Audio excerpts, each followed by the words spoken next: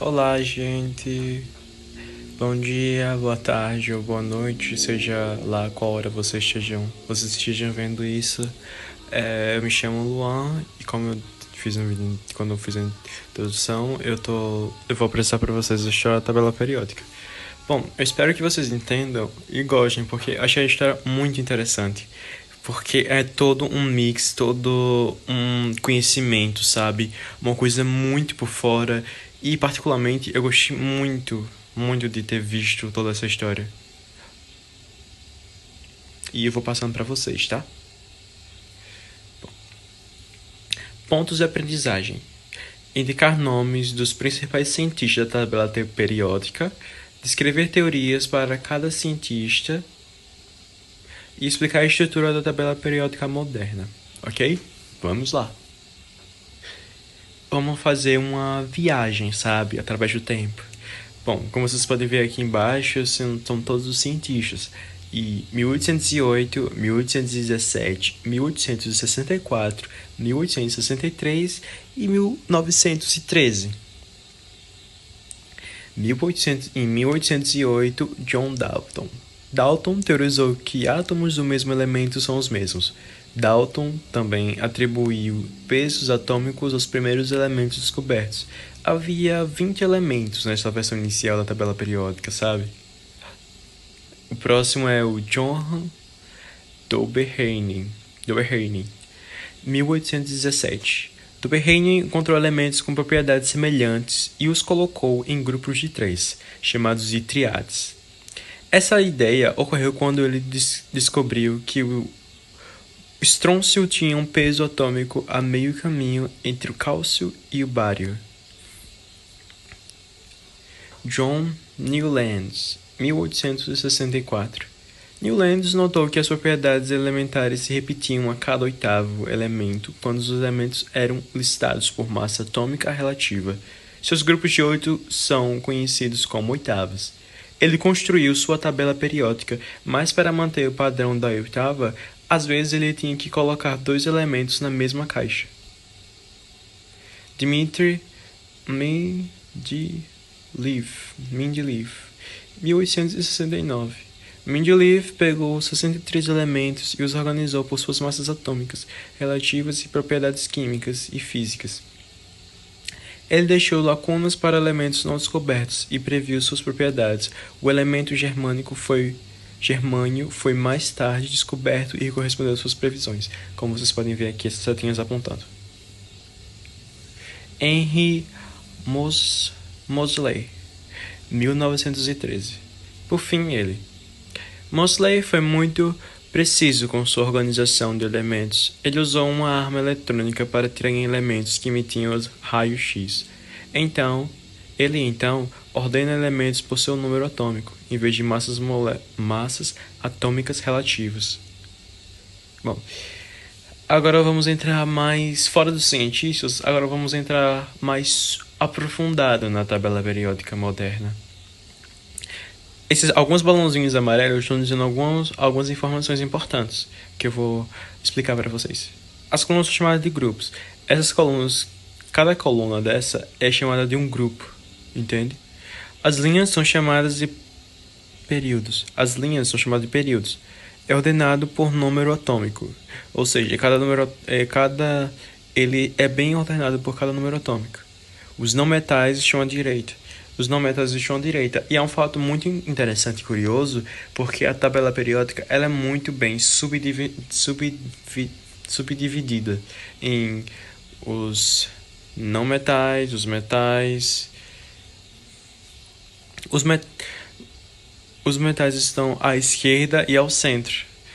Elementos do mesmo grupo têm propriedades semelhantes. Introdução à tabela periódica.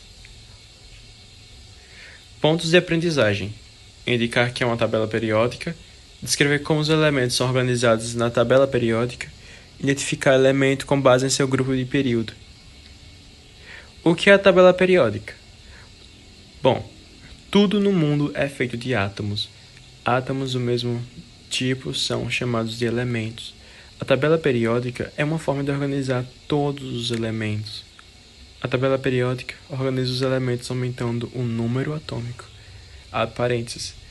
O número de prótons em um átomo do elemento. Fecha parênteses. Elementos semelhantes são encontrados próximos na tabela periódica. Símbolos químicos. Os elementos são representados por um ou duas letras de símbolo. A primeira letra é sempre uma capital e a segunda é sempre minúscula. Isso é derivado do latim. Então, nem sempre é o que você esperaria. Por exemplo, Cu é cobre, porque o latim para cobre é cupru. Metais e não metais. Eu acho muito interessante esse tópico e eu vou explicar mais para vocês.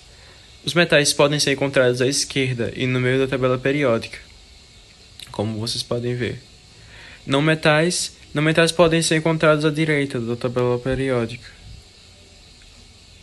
Grupos e períodos. Grupos. As colunas são chamadas de grupos. Períodos. As linhas são chamadas de períodos. Áreas-chave. Grupo 1. Os elementos do grupo 1 são chamados de metais. Grupo 7. Os elementos do grupo 1 são chamados de halogênios. Metais de transição. Os elementos entre os grupos 2 e 3 são os metais de transição. Grupo 0. Os elementos do grupo 0 são chamados de gases nobres. Bom, carga nuclear efetiva. A carga nuclear é um átomo é dada pelo número de prótons presentes no núcleo deste átomo e é chamada de número atômico. Z igual carga nuclear igual ao número de prótons. A carga nuclear efetiva é a carga sofrida por um elétron em um átomo polieletrônico. A carga nuclear efetiva não é igual à carga no núcleo devido ao efeito dos elétrons internos. Efeito de penetração. Como vocês podem ver aqui, densidade, tem um gráfico e está escrito aqui, densidade eletrônica na camada. Esse gráfico mostra que é como se fosse várias ondas, cima para baixo, não tem segue um padrão certo de ser reto, linear, sabe? E tem algumas coisas aqui embaixo também escritas. Poder de penetração. S, tracinho P, tracinho D, tracinho L. Bom, agora vamos explicar um pouco sobre o efeito de penetração e blindagem. Cada elétron de um átomo é protegido, blindado, do efeito da atração da carga nuclear pelos elétrons do mesmo nível de energia e, principalmente, pelos elétrons dos níveis mais internos. Apenas uma parte da carga nuclear atua realmente sobre os elétrons. É a carga nuclear efetiva, ZeF. A carga nuclear efetiva que atua sobre um elétron é dada por ZeF igual Z-5, ZeF igual a carga nuclear efetiva, Z igual carga nuclear, entre parênteses, número atômico.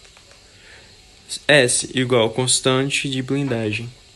Quando aumenta o número médio de elétrons protetores, S, a carga nuclear efetiva ZeF diminui. Quando aumenta a distância do núcleo, S aumenta e ZeF diminui. Regras de Slater. Para determinar ZeF, os elétrons são divididos em grupos. A cada um corresponde a uma constante de blindagem diferente. 1S, 2S, 2P, 3S, 3P, 3D, 4S, 4P, 4D, 4F, 5S, 5P e etc. Regras de Slater. Bom, explicando mais um pouco sobre as regras de Slater para vocês, aqui está escrito: para qualquer elétron de um dado grupo, a constante de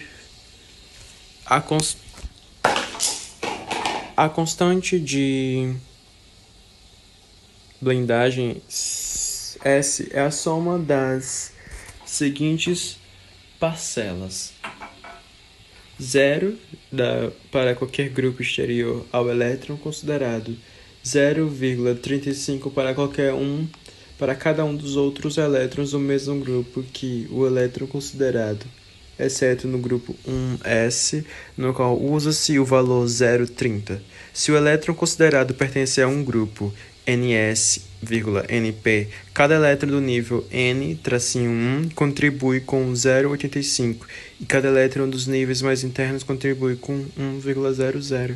Se o elétron considerado pertencer a um grupo nd ou nf, cada elétron dos grupos mais internos contribui com 1,00. Bom, e foi isso, pessoal. Eu espero que vocês tenham gostado muito da aula. É uma explicação não tão profunda, mas eu dei meu melhor e eu peço desculpas caso alguns erros eu acabei cometendo, alguns erros de falar, alguns erros ortográficos também. Mas eu espero que vocês, por meio dessa aula, consigam entender mais um pouco sobre a tabela periódica, porque geralmente nas aulas não temos um assunto tão aprofundado sobre a teoria em si, e é muito importante. Porém, as aulas são excepcionais, o professor também é muito excepcional, e eu espero que vocês gostem e aprendam mais um pouco e vejam como a tabela periódica passou por várias transformações durante ao longo dos anos. Bom, e é isso. Espero que gostem. Muito obrigado.